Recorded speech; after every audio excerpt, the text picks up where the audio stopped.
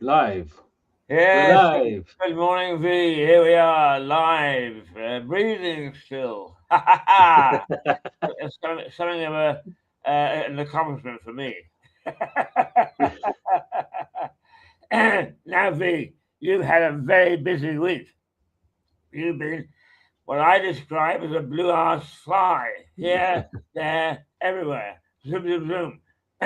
So let us catch up on your week because it's always very interesting and it raises issues for you to discuss. So what have you So, been uh, doing this week? what's been happening is viewers, listeners, and Keith. I mean, there's just been so many doors that have been opening, opportunities, people helping people. For example, yesterday there was a gentleman who found my advert in the Peacehaven directory, who didn't have sound coming out of his speakers. He says I can turn them on. There's just no sound. But when I got there, what had happened is somebody else had reconnected the speaker, repositioned the computer, but didn't put the speaker jack into the correct input, the 3.5 millimeter jack. The green, and this is a top tip for people. The green color is for the speaker, the output, the sound coming out of the computer. That's where you would put if you've had one of those little headphone jacks which you used to put into um, devices, radios, amplifiers, and cassette players. So that 3.5 millimeter jack, that little silver pin, which normally got two black lines on it, that goes in to the green colored circle on the back of the computer, or sometimes it's on the front. That's the audio output. So that's a top tip for people to know where to connect the speaker cable. Indeed. So that Are there options for speakers? I mean, if you've got speakers, is there an inbuilt speaker into the computer? usually there's I mean it's so small. Trying to get something, it's probably like the size of like that. It's just that Right. small little, really small, not really good quality. But a lot of laptops now have pretty good speakers. They're more of a oval shape, and they kind of go on the sides of the laptop, and they're large. They're kind of like elongated, like kind of that kind of shape, and they produce pretty good sounds.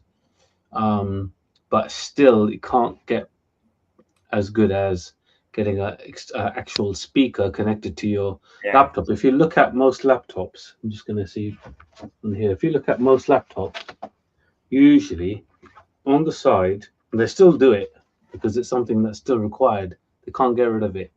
The little jack connection, this little one here, the circle, the headphones one, headphone jack, is used on literally almost every single laptop and PC. They haven't got rid of it. All these years of technology and innovation, they still keep this 3.5 millimeter headphone jack. And a lot of phones now, you don't have them anymore. Um, Although certain manufacturers keep them, other manufacturers, like for example the iPhone, they've stopped after a certain model number. They decided, no, we're not going to use headphone jacks, and all of a sudden, you have to get these little converters which convert from USB-C to this jack to use your headphones. But that's because that company, Apple, have decided, no, no, no, we don't need 3.5 millimeter headphone. That's old devices. That's old. No, no, let's move forward. So they've pushed it. They forced people to use either Bluetooth or the converter to convert from USB-C to headphone jack connection. So there are many ways nowadays to listen to. Um, for example, this headset I'm on is a USB cabled one. I would always prefer a cable over any kind of radio or wireless Bluetooth communication method because it's just not as reliable as a hardwired connection. Right. Yeah, yeah. So I always recommend a hardwired connection. Hopefully, we're not going back to in the late 80s. Excuse me. Sure. Parkinson's kicking in. The Oh, late I'm going 80s. to talk to you. I've got to talk to you about that. In some, but I'll let you finish and then I'll tell you All about right. that. There was a big fight between VHS and Beta, I think it was, That's it. for supremacy on the recording devices, which we barely don't use anymore. But it wasn't to the consumer's satisfaction. And the manufacturers get so intense on trade wars that they forget who their customer is. Are we getting into that with computers? We've been getting it. It's been there for years. You know, all these manufacturers, they like want to show that they're the best. Um, let's just check something. So there's always innovations in technology, and that's how these companies keep us buying the new thing, Yeah. the new version of that phone, the new version. Ah, this one's better than last year's one. I used to, I bought into it, and I would get every time I would be literally anticipating, saving up, waiting when the next version's come out. I'm getting it. I'm getting. I want the latest. I want the latest and greatest. Ah, looks like your camera has disconnected, Keith. It does, doesn't it?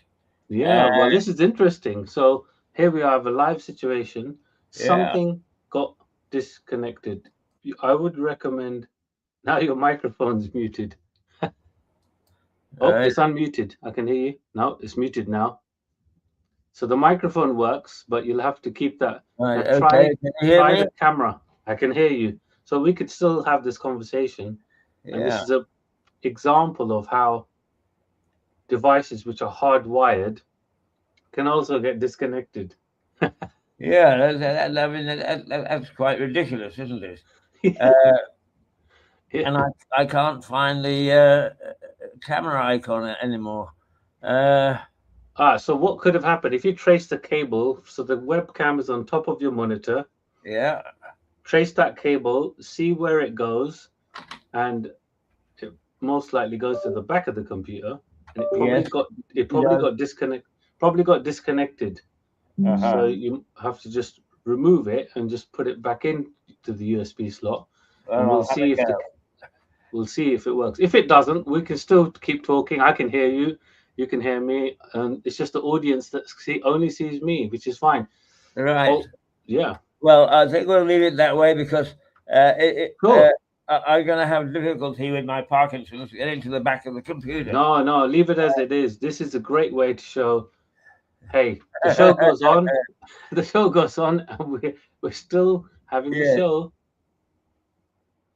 Just one camera, but Yes, that's a fine. I don't see a camera icon there at all.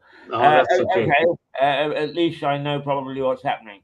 But there we are. It is a V show anyway, so even if I'm a voice in the background, that's fine.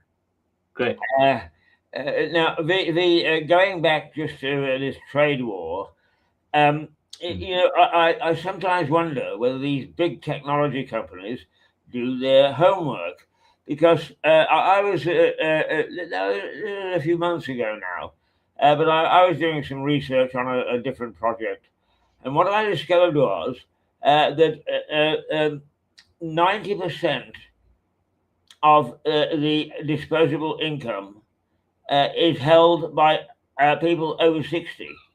90%, I mean, that's a huge amount. Only 10% by people under 50. And yet, all this stuff is geared to the young. Now, why are they trying to sell to the young when it's the old that have got the money in the pockets? Good point. I think is they earn the most. So even though they have the lowest disposable income, they earn the most. It's kind of like dangling the carrot in front of the donkey.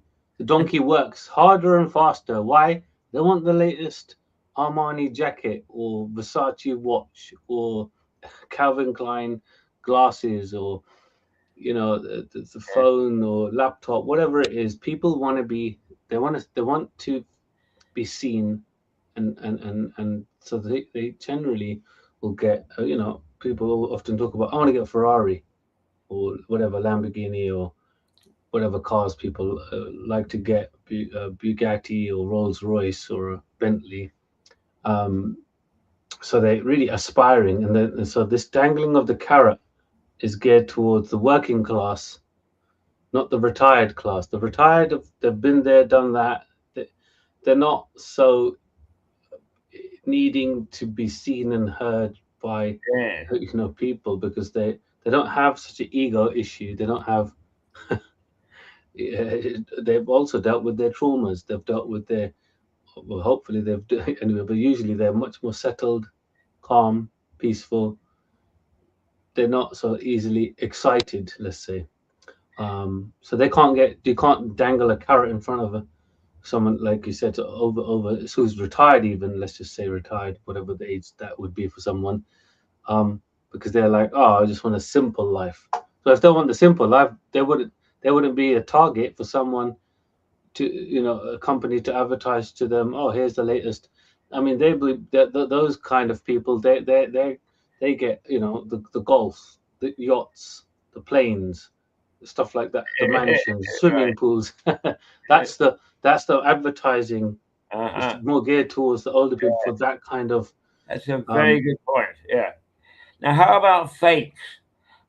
Because when I worked in Kosovo, which is what 20 years ago now, but we used to go because there was no power, or at least you had 4 hours on and 4 hours off, for what we called R&R, rest and recreation. We would go down over the border into what is now Northern Macedonia, or Macedonia North, I think it's called, and where they'd got everything.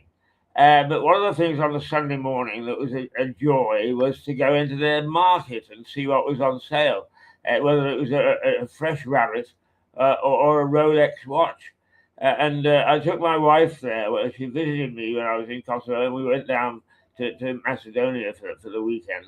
And we went into this market because I said, I think you'll enjoy this, dear, looking around and so on and so forth. And she spotted a particular brand of watch. And she said, I've always wanted that. And I said, well, it's a fake.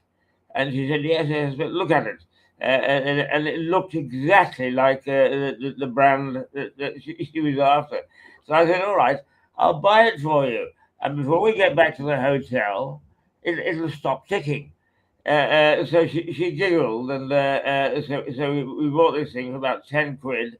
And here she got this marvelous thing that she could not tell from the original. And we about a year later, she showed to me, it's still ticking. Now, some fakes are good, some fakes are bad. But how are because I know a lot is said quite often about electronic equipment, oh, that's from China. But a lot of it works, and a lot of it looks the part. How much does that dent the market? Well, I wouldn't know the answer to that question about how much it does. It used to be a thing. I remember, yeah, there's a market for it, more in the hustling and bustling kind of areas of urban, like London, for example, central London. People would sell it on the streets, on the alleyway, you know, away from the cameras, and outside near shops. I remember there were people that would be selling it literally outside this alleyway near Woolworths on the high street in Southall.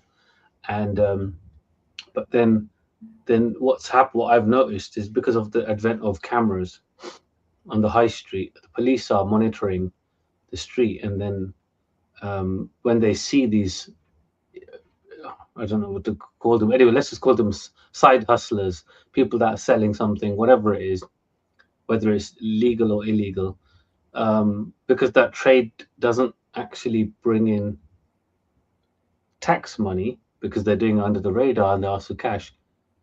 The police, um, you know, uh, would take them off the street basically, and wouldn't allow that to happen. So now it's not so much. I mean, you can go to a car boot sale, I guess, or markets and places where people can sell something, whatever it is.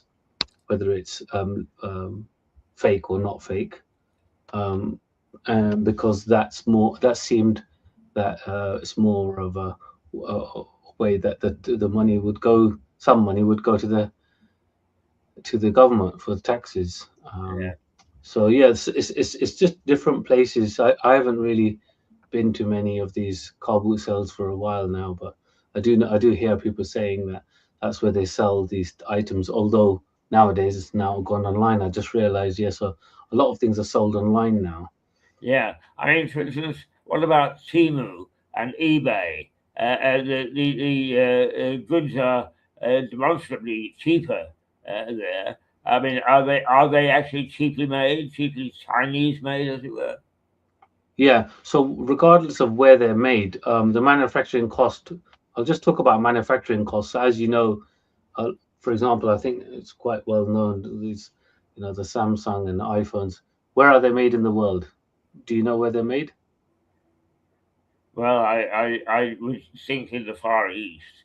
Yeah, yeah. So they're made in, and I might be corrected by someone, but I'm pretty sure when I watched some documentaries, they were saying that how much it costs to make them in the Far East, somewhere near China or in China, on that area, um, um, because they're very geared to making mass producing factories environments.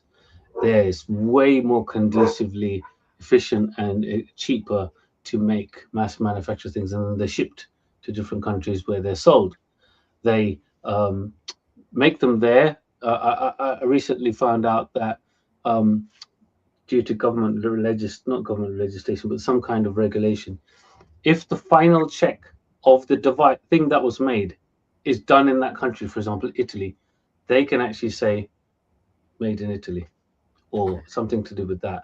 Instead of it saying made in China, they can actually say made in Italy because the final check Ah, and the little logo which is sewn on the thing, let's say the cloth, the jumper, if that logo is sewn on in Italy, they're allowed to say it's made in Italy, but actually it's made in India or somewhere far east where the labor is cheap. And that's what they're using. They're using these. They found these clever tactics to say made in this country, but it's not actually. It's usually made in another country, but they put the label on, which uh-huh. then, according because they've obviously bent the rules to their own for their own benefit. Right. But And these as an things that expert, how well made are some of these things that come from China or Hong Kong well, or what? no, I mean, these are so the very expensive things which are made in the same, usually made in the same country. So when someone says, "Oh, it's made in China, it's cheap," but then you've got this other thing like an iPhone, that's not cheap. That's over £1,000. Yeah. So how can something which is someone say, "Oh, it's cheap," but then you've got some of the most expensive things which are made there. So what's right? Um, Ultimately, it comes down to the production quality. So so when they look at the thing, they look at um, for example, this thing's made in. Um, it does say made in China. It's got a little label on it, made in China. Now the quality of it, you know, this is a bead counting device to count how many times you've chanted on a bead, and it works. It works, and it's just a matter of what quality does the person need? Like, is there any sharp edges on it? Well, when I looked, there was no sharp edges as such. I thought it was pretty damn good. And this is like £6 I paid for it, but I know you can get it online cheaper. Um, so there's a lot of people, little companies, got into those manufacturing plants and said, "Oh, you make the iPhones, yeah? Okay, good. I want you to make my phones." And then it's the same manufacturing plant making these phones for another company which sells it cheaper. So now you've got a phone which is made in the same factory as iPhones, and you got which is let's just call it 300-400 quid, and then you got an iPhone which is 1.5 grand, made in the same factory. So that's how I'd like to explain. Well, how come some things are really expensive made in China, same factory, and then you got other things which are cheaper? It's all down to the company. It's all down to how much the company will charge and how much um, emphasis they put on the quality of the finished product and the components as well. Because sometimes one manufacturer says, "Oh, I don't want that Gorilla Glass. I just want normal glass." And then this other company says, "No, I want the most expensive, Gorilla Glass for my phone." And then some companies will have so let's say two phones, the same glass on the screen, but this company just says, "Oh, it's amazing," and then they charge 10 times as much as this company because this company is not greedy. We got onto this, and I know that you hadn't planned to talk about it. We're halfway through the program, so the other half is what do you want to talk about this morning? Sure. So it was actually something about what we were talking about earlier. It was about health. It was about health tech. So let's just call it science. So science and technology is kind of hand in hand. Uh-huh. With the advent of technology, well, they're able to the scientists and researchers are able to do uh, things quicker, research and testing quicker to create a solution for people's health problems. And I was listening to a conversation interview with Tony Robbins um, and someone, I think it was Jay Shetty. And Tony Robbins was sharing about his research in relation to pain, body pain, and how research due to technology is able to provide a solution. It's not all um, publicly available to everyone. You've got to have a lot of money to then be able to access a lot of this help. He was talking about Parkinson's, and he said these ultrasonic waves, which can be targeted to the part in the brain, and they find the part in the brain. They use these ultrasonic sensors, so there's no invasion into the brain from externally, but they shoot the sound to this part of the brain and it's kind of rattling it. I'm giving a real basic explanation. So they rattle this part in the brain, which then reverses or stabilizes or resolves this tremors that people have with Parkinson's, and they all of a sudden don't have tremors. They have control over their body again because they've managed to identify this ultrasonic waves that they can just be targeted to a particular point in the brain for people with Parkinson's, and they're now living a much better life. And with that, they don't need the medication, they don't have the symptoms of shaking and tremors. So it's just amazing how these solutions in science, because of technology, has helped people's lives be Yeah. turned around completely 180. But that's not publicly known. That's not been publicized because it goes against the certain countries' health system. It doesn't allow the health system to exist. That's right. I mean, first of all, can I ask you? I have Parkinson's. I don't have tremors, but I can't walk. Did they talk about whether this could help walking? Yes, it's just the motor neuron control of the body. It's all controlled from the brain. So the signals going from the brain down the cerebellum, down Yeah. the spine to control the movement of the body. That's all done from the brain. So if you can speak to, I would say, research neuroscientists such as Dr. Andrew Huberman is very good in America. And America seems to be way more advanced and quick in terms of doing all this research with the brain and the body. They're real health fanatics, which is great. And they really, because of the way American um, scientists and researchers spend so much money, and because the pharmaceutical industry is massive over there, so there's way more investment I've noticed in finding out the solutions for health problems, because that pharmaceutical industry in America have got so much money that they pump into research so that means paying money for technology and research, and with that research and that science, they've discovered, found different techniques that work. but they keep it privatized. They don't keep it made public, because obviously if it was public, then people would be healthy, and then the pharmaceutical industry would go down. So they keep people at bay and keep people using medication that people purchase to relieve them of some symptoms. But the solutions are there. People need to research, go online, search in different forums, not your usual places. Sometimes you can't find them in the usual places. You have to go out there, go to conventions. You can even go on online conventions and speak to experts and say, oh, where have you heard there is a solution for this motor control of the body if someone's got Parkinson's? What solutions are out there? And you will find there are solutions out there, um, or should I say, there are ways to make it way better than just taking a pill every day. Yeah. I mean, I know what will happen if I go to my Parkinson's nurse, NHS supported, and I'm grateful for having her. But nonetheless, if I say, what are the latest solutions? Is there anything that's promising on the horizon? And she'll say, no. And I'll say, what about this ultrasound stuff or whatever? And she'll say, oh, well, you know, I know exactly the response that I'll get. And you're quite right. The NHS doesn't want to know. Well, it's not just the NHS. Is the NHS have been told by the government what they can and can't say as offering a treatment and they've been programmed. So the doctors are programmed to prescribe. You know, they're not programmed to heal people. They're programmed to prescribe.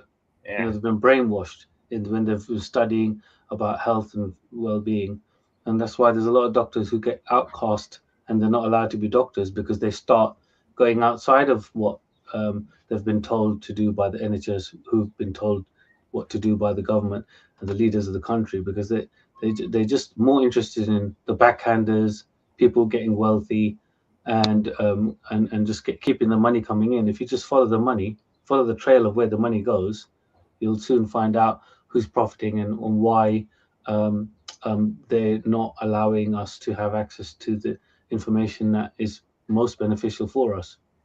Have you? I mean, I'm not going to ask you publicly because you respond to the request, but do you have any websites that are worth visiting? Reddit, I would say one of them is Reddit, which is a platform which is freedom of, there's, you know, people are allowed to speak and say whatever they like and share information. I would say still, like, just like when you research something, just research it, you know, carefully. I also would say don't necessarily use Google to search for things. I would say try using an AI to do some research, because AI does a different provides any kind of AI. So it could be Claude, it could be ChatGPT, Copilot. But when you use these AIs to search, they bring back results which are actually different to when you search on Google or Yahoo or Bing. And a lot of people don't know that. So when you search on AI, if you typed in, tell me that I need a cleaner, you know, it'll give you different results. So if you go on Google or Bing or Yahoo search or something, I don't know, DuckDuckGo, go, you search for things, you get different results on different platforms, because those companies are they're programmed to give you certain information based on what's going to be beneficial for them. Right. So I would say always search and ask other people, which platforms do you use to search for alternative help and stuff. Eventually, when you speak to enough people, you'll find out the right answers, or should I say, you'll find out sufficient places where you can go and search for the help you need for whatever it is. It could be health, it could be mental health, it could be physical health, it could be financial health. You know, there's so much help out there. There's books, you know, obviously not many people read books nowadays, but there's lots of audiobooks and books. People have written down the answers to things, and you know, they just need to read. Right now, we've got 5 minutes left because I know that you, being a very busy man now, have got an appointment at 10 o'clock. It's 25 to, so to give you a chance, another 5 minutes worth. What I've discovered is that if I tap onto a piece of information, or let's simply say a photograph, and want to transfer it, sometimes I manage to successfully transfer it, but it's disappeared. The original information has disappeared from wherever I got it from. Is that common, or is it just my heavy-handed nature?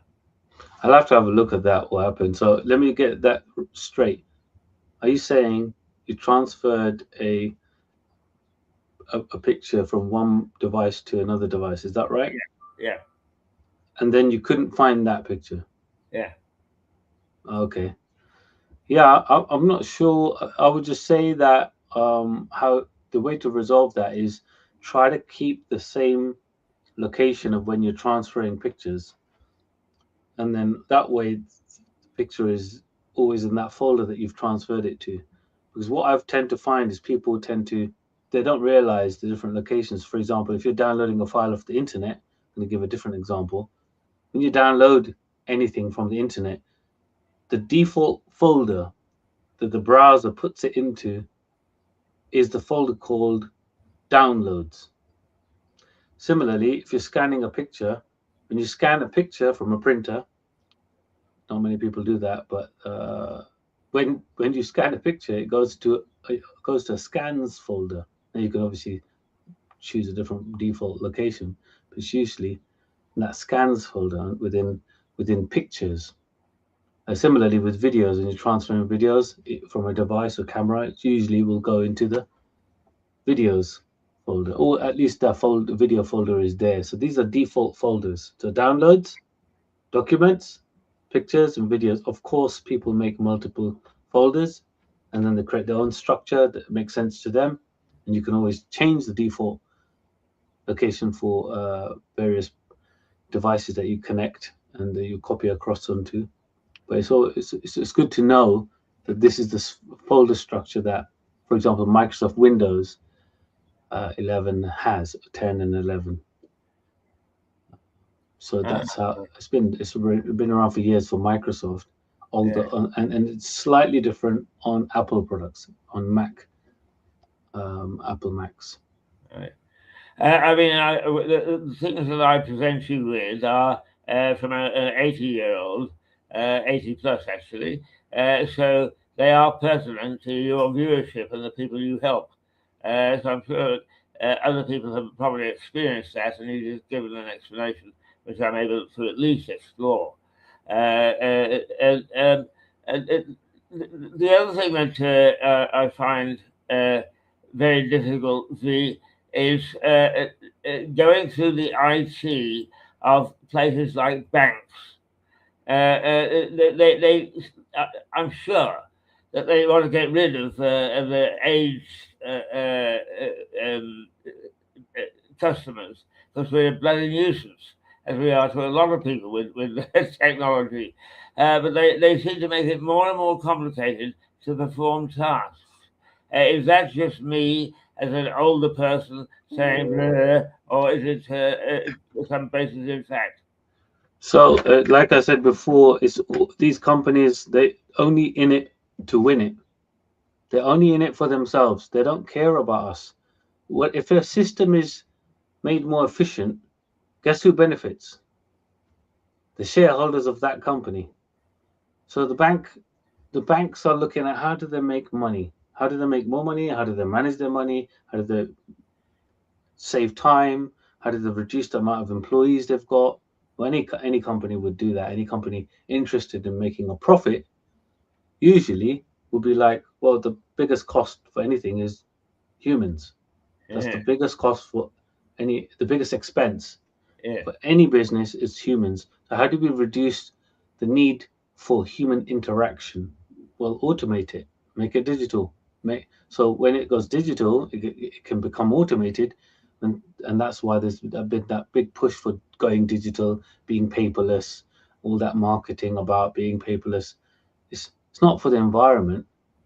That's not the biggest main reason. It's because these companies are focusing on they show that's the carrot they dangle. They say, hey, look, you're saving trees, but actually, what they really want is you not to use, not to have so many humans working, and instead have systems in place which is automated, which means all that happens is that they just make way more profit because they've reduced their expenses.